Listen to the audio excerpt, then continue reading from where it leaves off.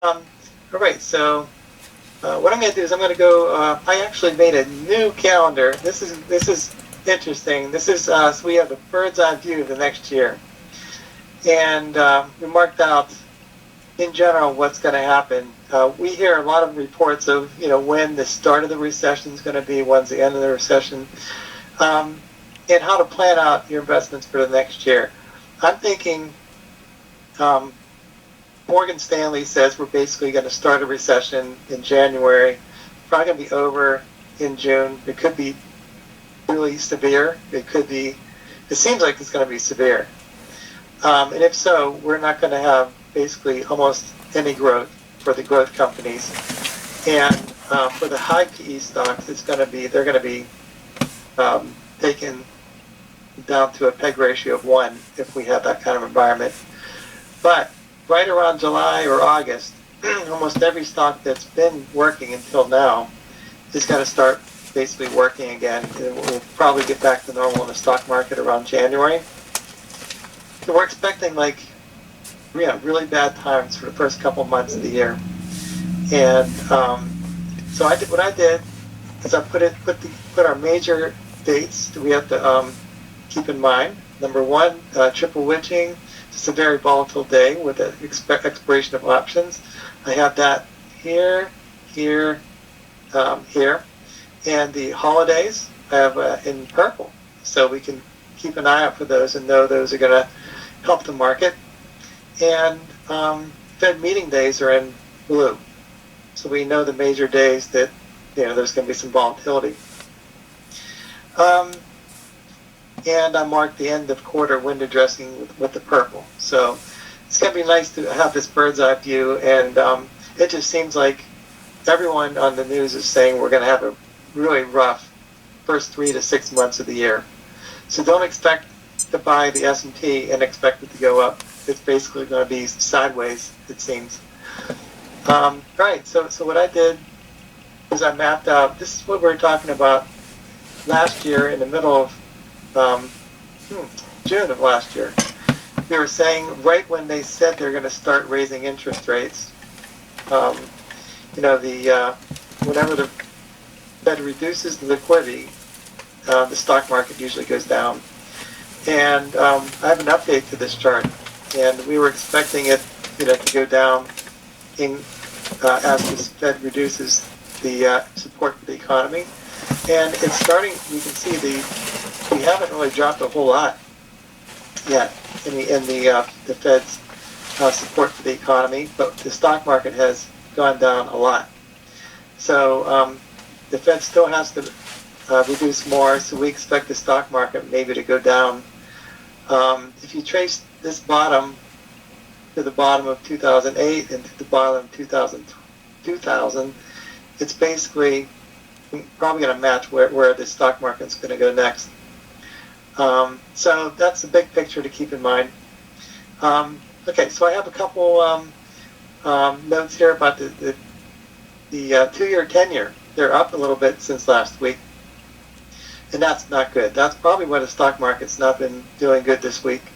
And let's see, we had the 2-year and 10-year up. We had Nike that had good earnings, and it jumped on 12-14% on inventory news. So that's a good example of a stock that's a quality company. It's growing around 20%. We saw it 2 weeks ago, and whenever it drops on a temporary, we knew that the ships in Long Beach, and there was a backlog. They had a lot of inventory from that problem, but they worked through that, they said. And so that helped the market for a day. We're currently still oversold, and the U.S. dollar is still on a process of weakening. That's all good for the stock market. But the biggest problem is we're not. I think Matthew said this before. The stock market isn't going to go up again in general until we have the Fed stopping raising the interest rates, and we don't know when that's going to happen. Maybe February, and maybe it won't be until the end of next year when they start reducing the rates. So right now we have what I set up was a new game plan for the next year. The next year, we have higher interest. This is last year's plan. In December, the exact 1 year ago, we were saying that the high valuation stocks are going to get hit. There's going to be a move into banks, drug stocks, phone companies, and there's going to be a return to the mean. So that basically happened. We had the S&P go down to its 18 PE from 23 or 25.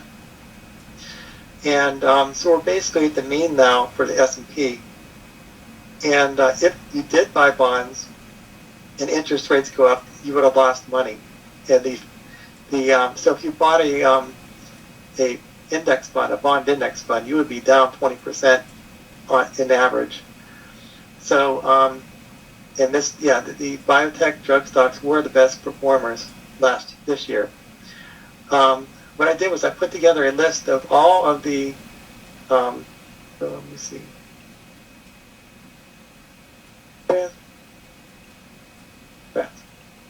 I'm going to go to, what I did was I put together a list of the S&P best and worst performers for the year.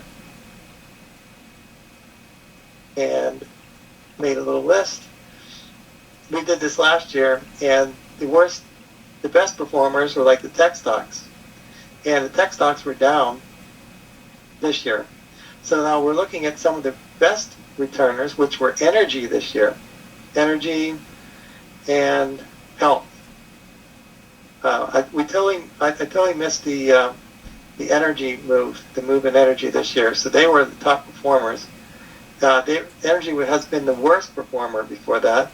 Now the absolute worst performers this year in the S&P 500. This is the 500 and some stocks in the S&P. Generac, they do solar panel and generators for your backyard. Match Group, you see, these are companies that were helped out by the pandemic, and they fizzled out after the pandemic was over. Other companies, Meta, stock we've been following, they changed their business model, and they started spending a lot of money that they used to have as free cash flow into this metaverse, and that didn't pan out as fast as investors would have liked. A lot of these, Stanley Black & Decker, it's a housing problem. There's a lot of people that are not going to spend money on tools if the housing market is not good. So a lot of times the worst performers of this year will be better performers next year. So in the coming sessions, we'll go through some of these worst performers to see if there's any good stocks that we could take forward and say, well, they're undervalued. But we're not doing that today because there's too many other things to do. But some of the best ones, it wouldn't be out of the ordinary if there is a recession. Now, there's a lot of talk about there being a recession in the next year. Let's look at some of these. David Tepper, he's a really smart guy. He's one of the richest guys in the world. He says, I'm leaning short on equities. The risk rewards doesn't make any sense. The Fed means business. Rates will remain high. Multiple is too high. This is, again, part of our return to the mean. He's basically saying that the S&P, where it's trading at now, shouldn't be at, our 3,800. It should be at 3,200. So that is, he's basically saying a recession would put a lot of extra pressure on stocks.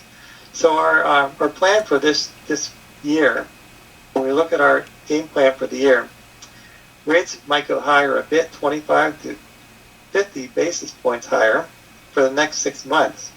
But that they're going to remain high. So high PE stocks will continue to drift to a PEG ratio of 1. So it's the stocks like Tesla and Amazon. Tesla we've been watching for like a year now. It still has a PEG ratio of 1.5. So you divide the stock price by 1.5, and that's probably where it's going. And the same thing with Amazon. It has a PE, a very high PE. And if it has flat growth in a recession, very good chance it's going to trade down to a PEG ratio of 1.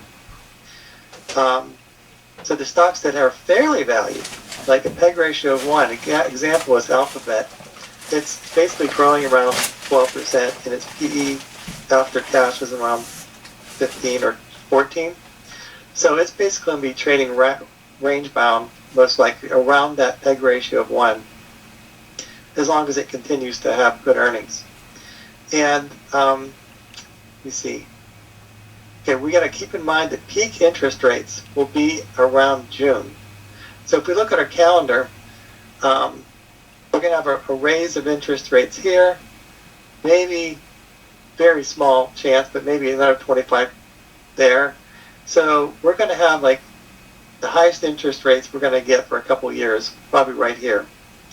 And if you're interested in fixed income, this is like the best opportunity you've had in a long time to get some safe investments, dividend, maybe bonds, maybe long-term bonds. You can start laddering a portfolio of those kind of investments for that part of your portfolio.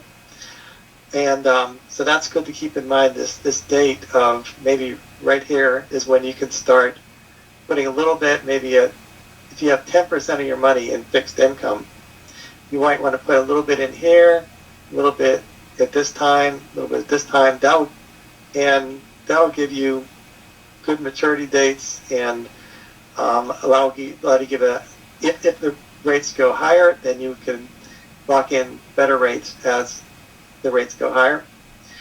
All right, so let's look at some of our stochastics for the S&P.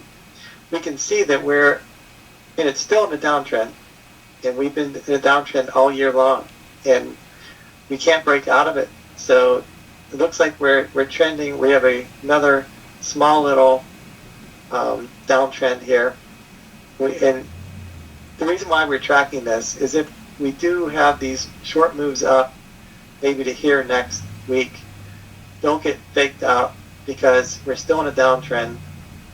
And until the Fed stops raising interest rates, we're most likely going to be sideways to in this downward trend for the S&P and most stocks. So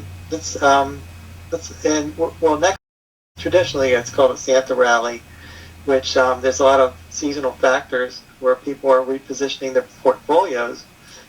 They're trying to, there's companies trying to buy back stock at the last minute and working at portfolios. But one interesting thing at the end of December is that people have tax loss harvesting in December, but in January they buy those same stocks back, and that's part of what causes the January effect.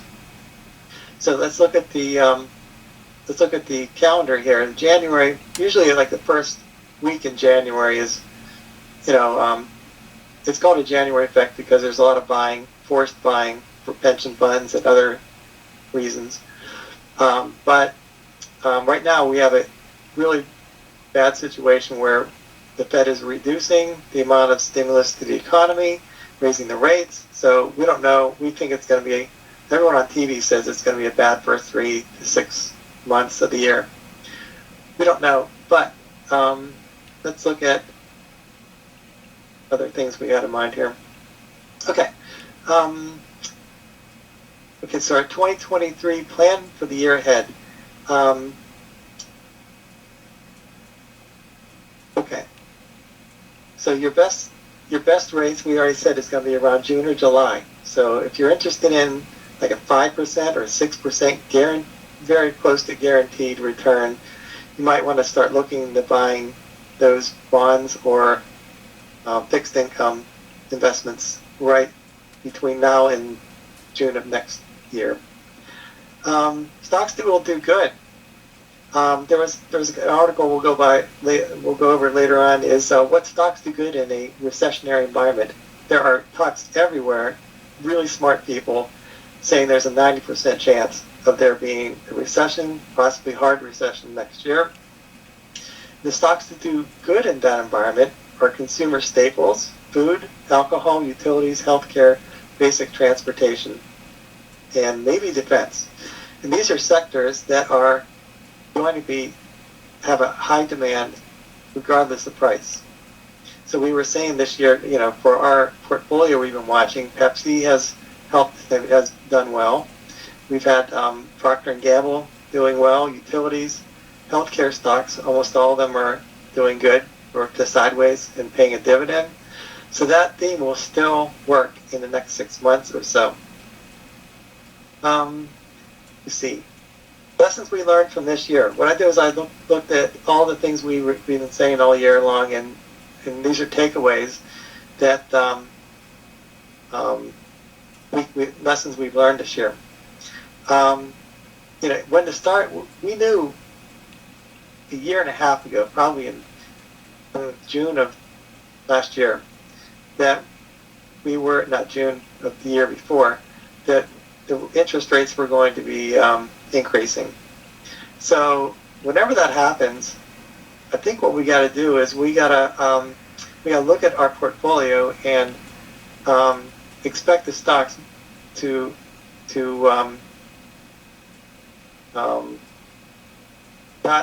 trade. Well, I'll explain.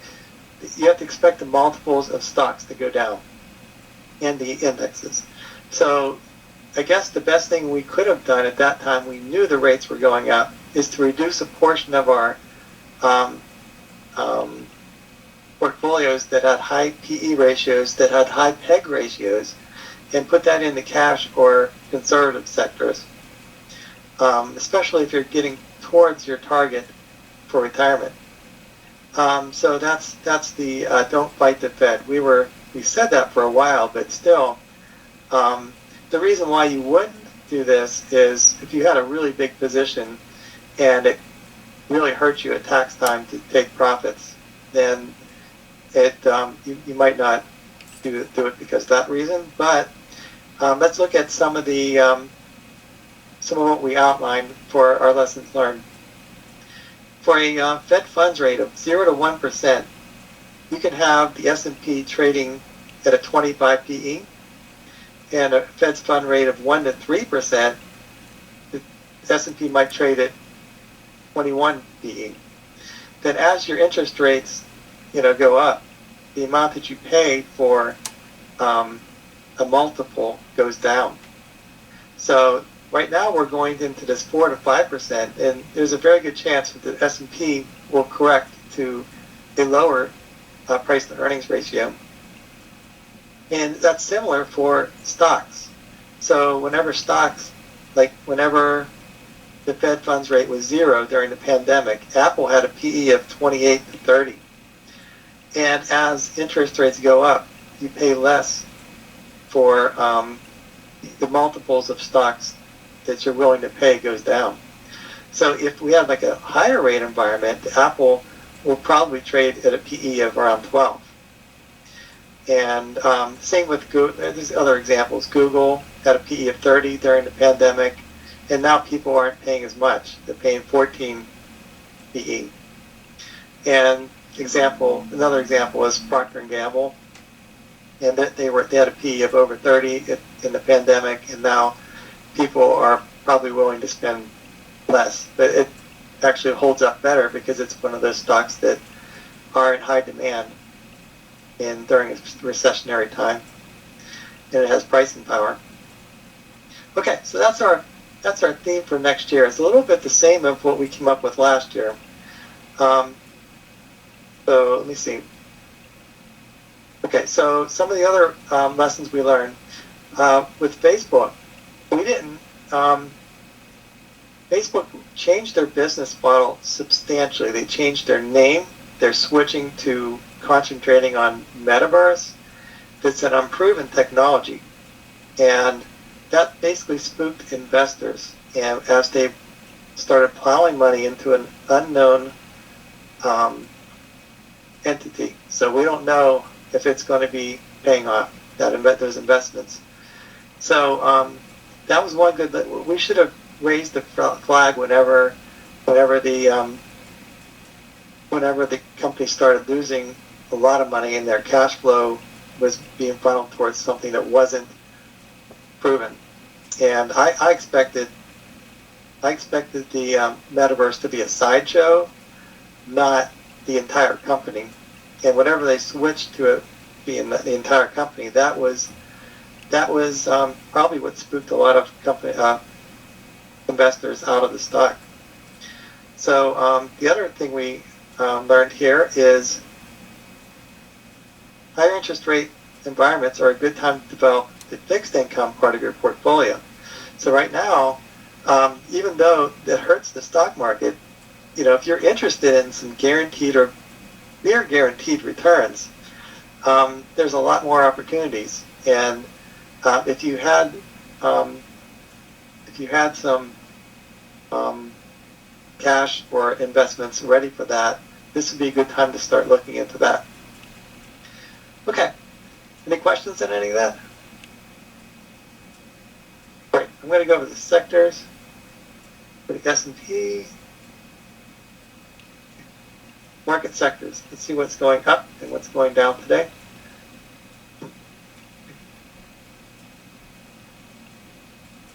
Okay, the energy stocks. We had a price of oil go up, quite a bit today, like 3%. So that's why all the oil stocks are going up. And the oil stocks are still paying a dividend, and they have low PE ratios, which still work good in this environment. And we also have the price of oil, do a round trip from last year. So for the price of oil, we have some the strategic petroleum reserve needs refilled. So we know at $70 per share, that's going to be a bottom for the price of oil for a while. That's what they said they'd buy it at. So that's going to help all the oil companies in the new year. So I'm going to go over an oil company that Jim Cramer likes. And let me see if it's in here. No, it's not. Okay, so oil companies are doing good. Let's look at other ones. Utilities. These are all, utilities we highlighted that as a beneficiary of a recessionary environment. And banks, consumer staples. This is kind of our list that we came up with, today. Let's look at change negative. Biotech. Okay, biotech, home construction, and home builders. Okay, rising. So there's a theme here. The 10-year is rising today, so that means we just have that same theme. Whenever the rates rise, 2-year, 10-year rates rise, the home builders go down, and the tech goes down, and the oil goes up. Okay, so that was a good lesson there. Okay, let's look at the stocks going up and down in the S&P. Oil stocks, surprise. All right, so a lot of these oil stocks are down substantially from their highs because of the price of oil. Apache these are some of the best performing stocks of this year. Let's look at Hess, Marathon. They're all up between 40 and 80% this year, and they've underperformed for the last 10 years, but only this year they've done good. We're going to go over Devon Energy today. This stock is one of Jim Cramer's favorite stocks, and he always talks about it on the show. So we're going to go over that, and it's actually paying a 9% dividend now. Yeah, let's look at the price.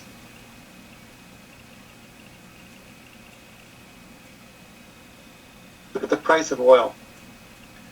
I don't know if we can get a good.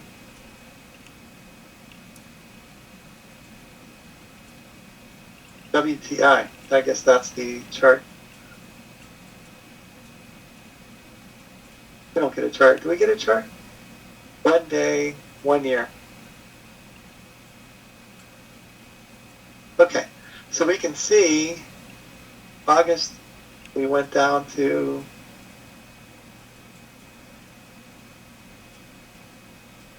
this is okay. I don't want to. This is 79. It's not the same chart as this. Okay, let's look at finance. The other finance. I'm trying to look at the price of oil. The price of oil has come down substantially, so these oil companies have a lot of upside if we bottomed in the oil markets. And it could be a good way to diversify the dividend part of your portfolio if you're interested in that. Why is it taking so long?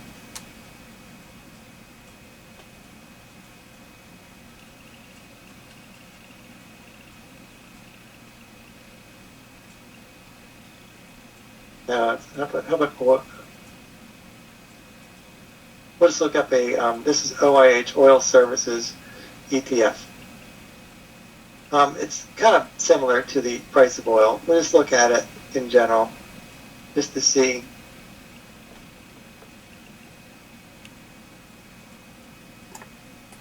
Okay, so you can see in the last, since 2000, trying to go back a couple years to see where we are in oil in general. Okay, with 2000, there was a low demand because the economy shut down. We can see that we have a higher highs, higher lows in general in the OIH. And this is still on an uptrend. And we had a peak oil around 2016.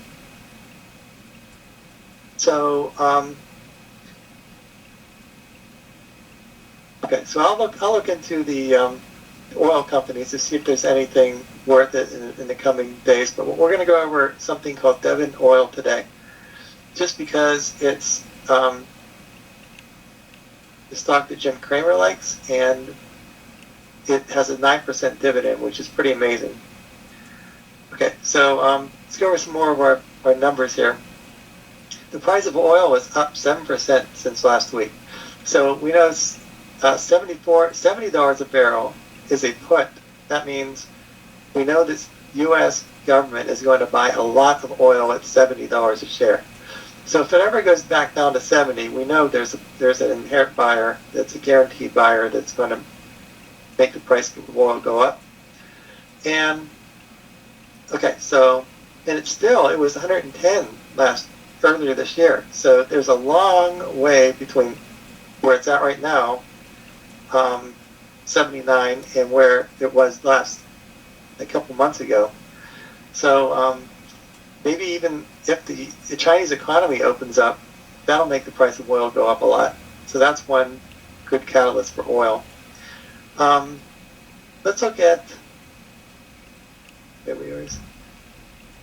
The DXY is pretty much unchanged since last week, but it's still in a downtrend.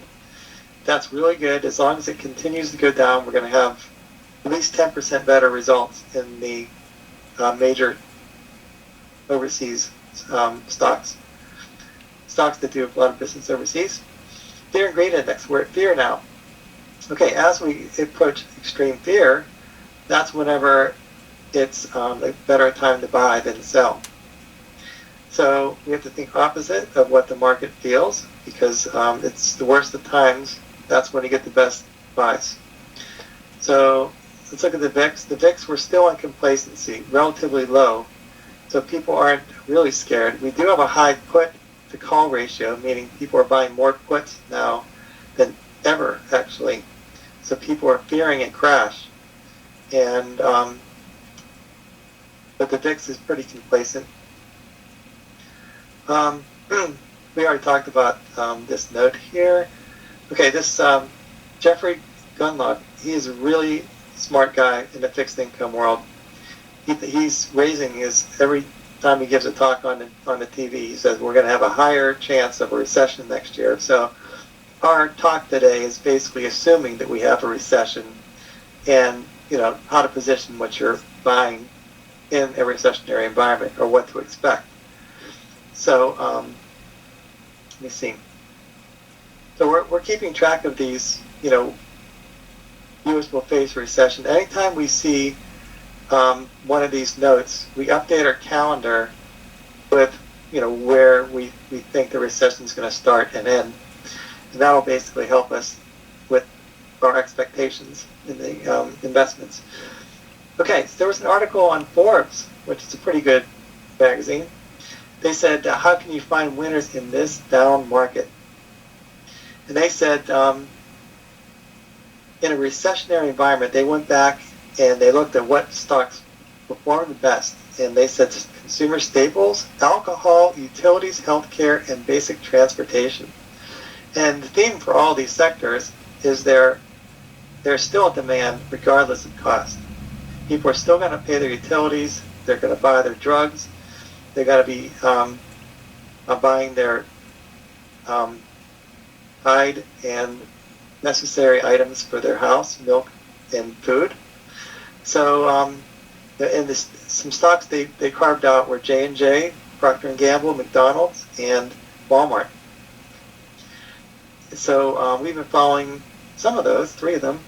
McDonald's is one it's still a really pricey stock, but they showed that they were able to handle the pandemic by doing drive-through, and that added to their value, I think, because they have a very strong business that could adapt to almost any environment.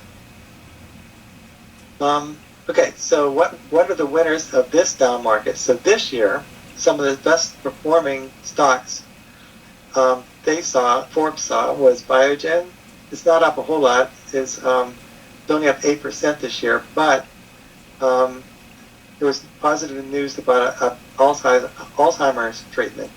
So the theme here is healthcare, energy, and natural gas. So healthcare and energy, which was our picks from last year. What we didn't say energy, but we said healthcare and consumer related low PE stocks, and the oil stocks are low PE still. So let's look at.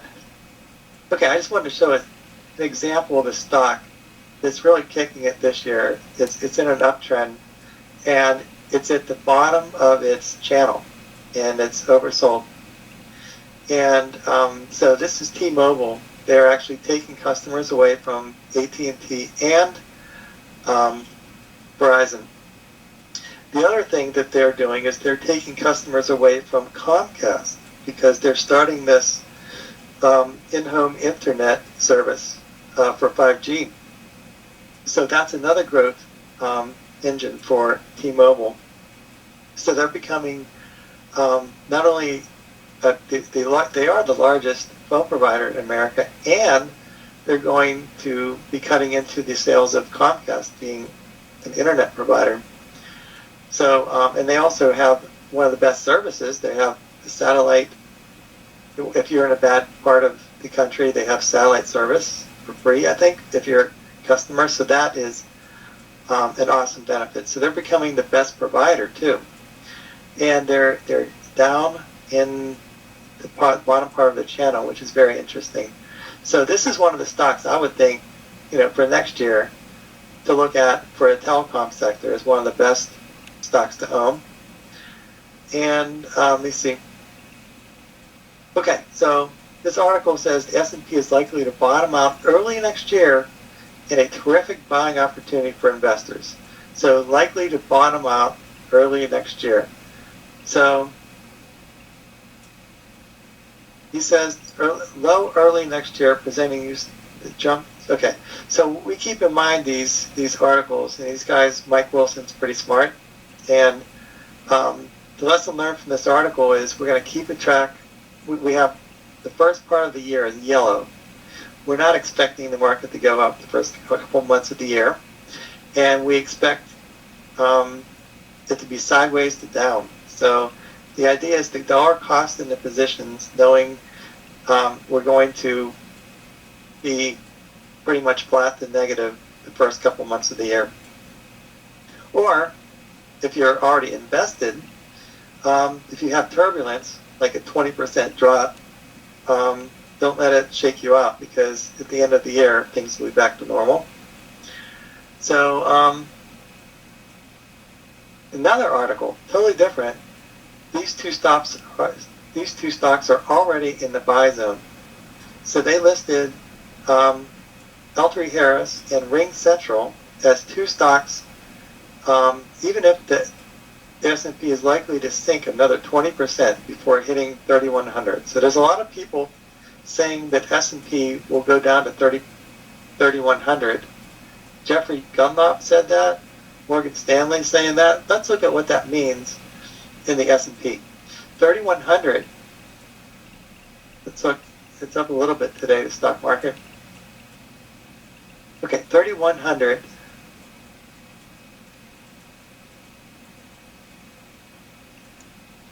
We have to go the whole way back to pandemic lows is 2,200. So 3,100 means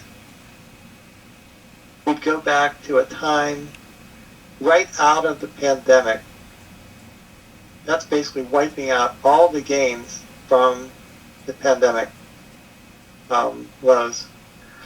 So that kind of matches our trend line. So if we look at our S&P, the big picture of the S&P, and we draw our lines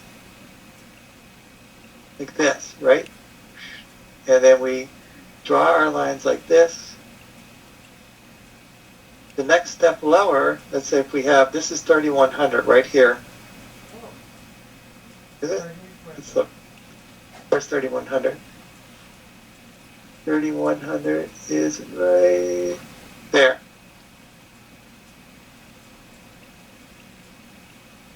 Okay, that's where they're saying it's gonna be. So that's predicting that we're gonna go. That's on our trend line. So if we don't break out of this in the new year, we're gonna go down this 3,100 as a first stop, and then maybe go like that afterwards. I don't know, but that's what Jeffrey Gummock and Morgan Stanley saying is going to happen. So just keep that in mind, because if it goes down to there, don't be freaked out, because the stock market's still growing around 8% a year, and that's switching valuations. All right, so let's keep that in mind for the next year. Let's go over a couple of these stocks they said are already priced for that are good stocks. And one is L3 Harris. This is the merger of L3 and Harris Technologies, Harris Corporation. So they're basically a defense contractor. And we know from the wars in Ukraine that companies are starting to order a lot of defense products so that doesn't happen to them. And America and a lot of our allies are buying to help the Ukraine country defend themselves. So there's a natural thesis there for that. So the Ukraine war is a thesis, and we have to improve our defense for our country. So that's the theme. Let's look at their stock. And the other one is Ring Central. Ring Central is they did really good in the pandemic. They basically are the one-stop shop for routing phone lines, video calling, screen sharing. So for instance, you pay them money for a phone number, they'll route it, let's say a business number, and they'll route it to a lot of people, and maybe one person will pick up. So it's an automated way it's just a service that's low on employees but high on services. So that's a good, we like that. Google and Facebook and a lot of our companies are more, they have servers, and that does the majority of the work for the company. So we're going to go look at both of those stocks. And this is L3 Harris. They have a PE of 16 and a PEG ratio of 1. So that's around fairly valued. Their return on equity isn't that great. It's 6, and the profit margin isn't that great. That's half of what we're looking for. We need at least 10 in both of those. But they have a dividend of 2%. That's not bad. Let's look at their earnings. The earnings say that they're growing at 10%, 9 or 10%, 9%. Between this year and next year, it's negative 1%, but this year is almost over. So they're overvalued by 1.77.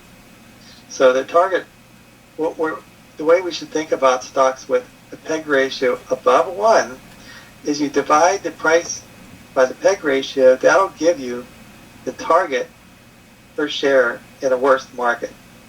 So we know that it's trading around 200 and something, 205 now. And if you divide that by 1.77, that's the fair value of the stock, if they're only growing at like 9%.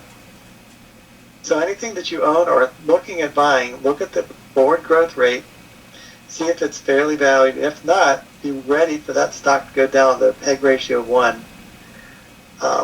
And let's look at the Ring. Ring is a very interesting stock. It's a very small market cap, only 4 billion.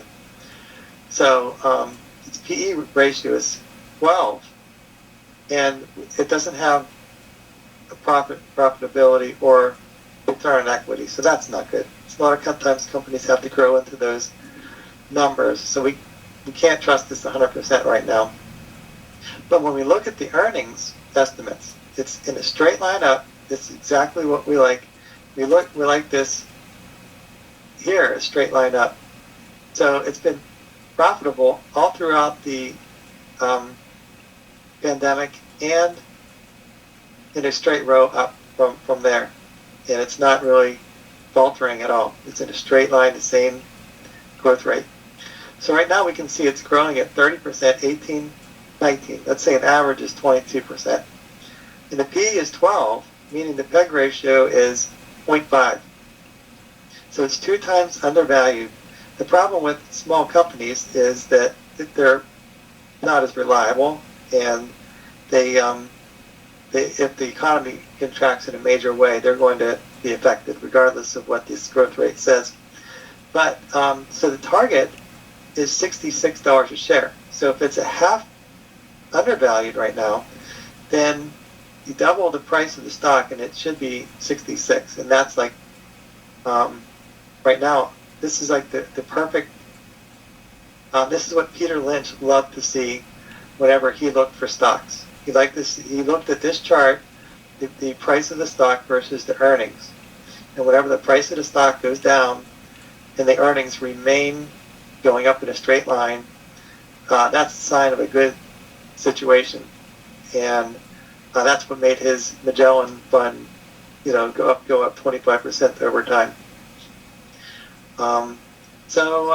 But this is a small cap stock. So in a sell-off, if we do have this sell-off of the S&P 500, and we do go down to this 3,100 mark, there's a very good chance that Ring Central is going to drop in half.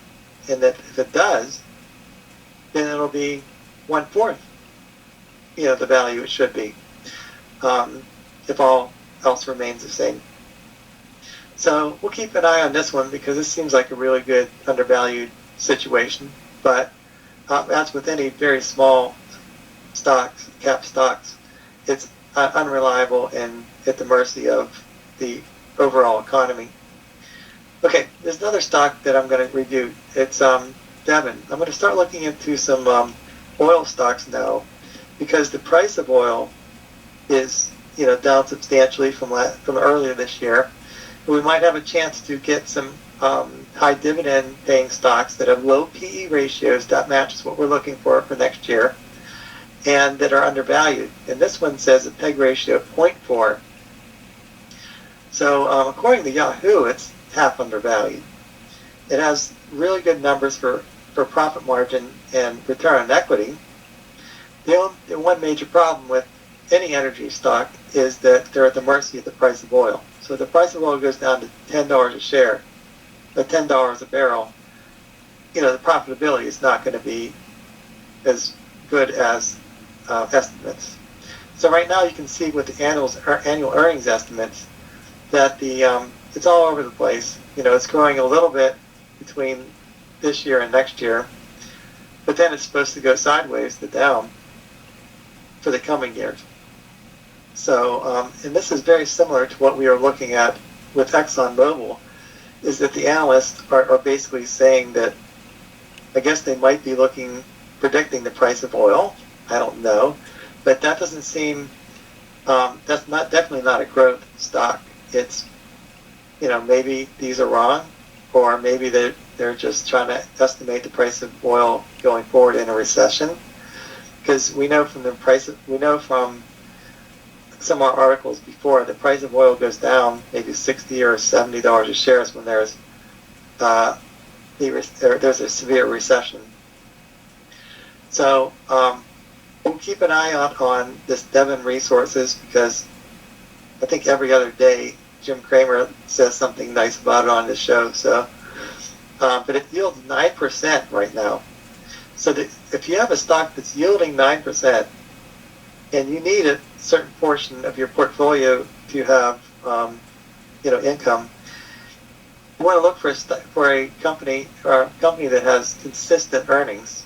So even if they have it 8, 9, 8, maybe 8 the year after that, or 7, it's still consistent, and it's still going to be able to help you cover that 9% dividend.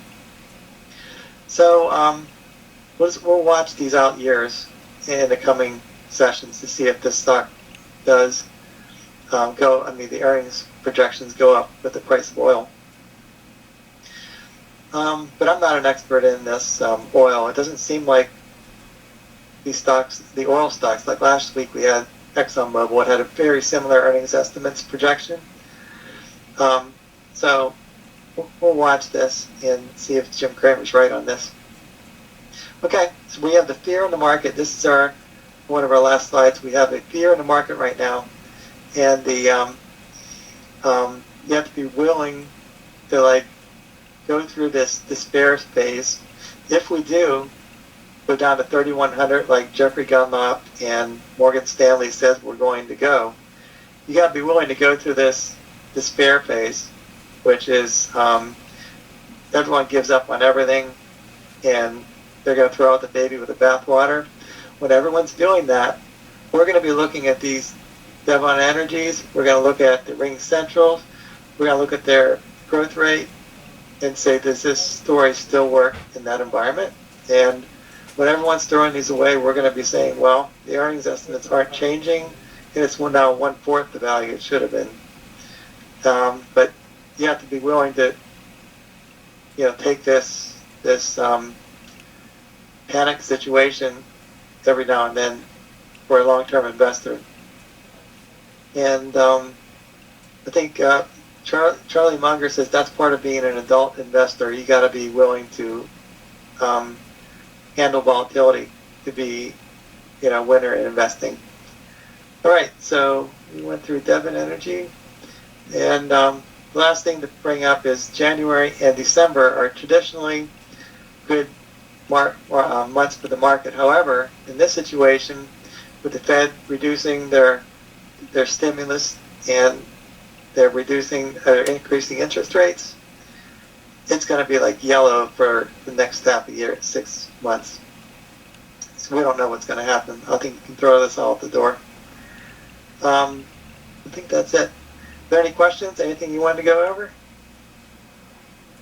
No, I'm good. All right, excellent. Well, thanks for attending. I appreciate it, and I hope you have a good, happy holiday season and a great new year. You too. Happy New Year, Greg. All right, thanks for attending.